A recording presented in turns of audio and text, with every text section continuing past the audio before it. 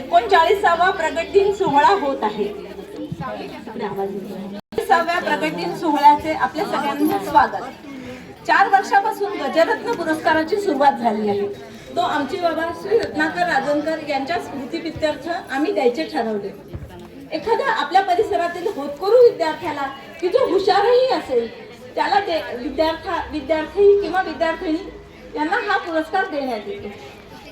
आज त्याचीच एक कडी म्हणून कुमार शौर्य प्रवीण जैन यास गजरत्न पुरस्कार देण्यात येत आहे. मी शौर्याला म्हणते की इथे यावं. ये शौर्य. सुरुवात केली होती. तो शाळेत पहिल्या 3 नंबरमध्ये असायचा. शिवाय सायन्स ऑलिम्पियाड मध्येही त्यांनी 1ली 2री मध्येच रँक वर्ल्ड रँक पटकावला होता. यामध्ये त्याच्या वडिलांचा खूप मोठा वाटा होता.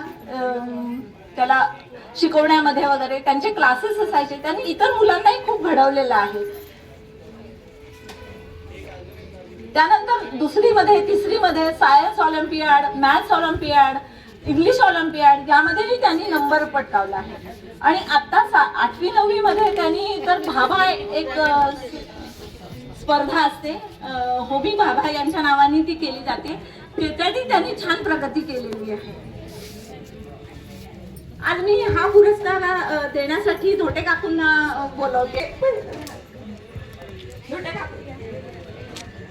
धोटे काकू आपल्या परिसरामध्ये गेली 50-60 वर्षापासून राहतात आहेत आणि आमचाही त्यांचा संबंध आहे. किंवा पेरू खाणं हे अगदी नेहमी नित्याच असायचं आहे. काय केलेच आहे. नित्य नेमाने दिवा लावणे, स्वच्छता करणे ह्या त्या करतात. आम्ही तरी गावाला जायचो मधून मधून खूप. ती सगळी जबाबदारी काकू पार पाडायच्या. त्यामुळे मी काकूंना सांगते की त्यांनी शौर्याला पुरस्काराची रक्कम द्या.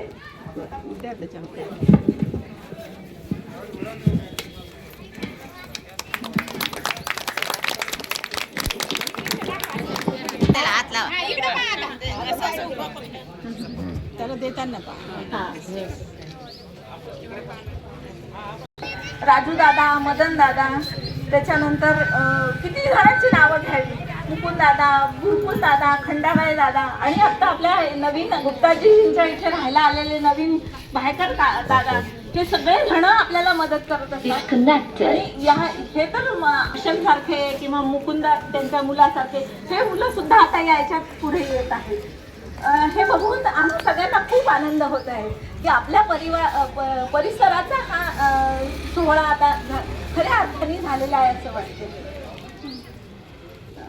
मी शौर्याला म्हणते की त्यांनी 2 शब्द बोलावे.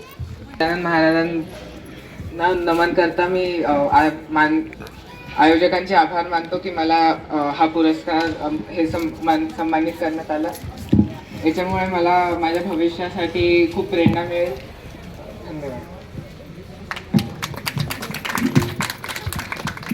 यासोबतच मी एक छोटं पुस्तक देते शौर्याला.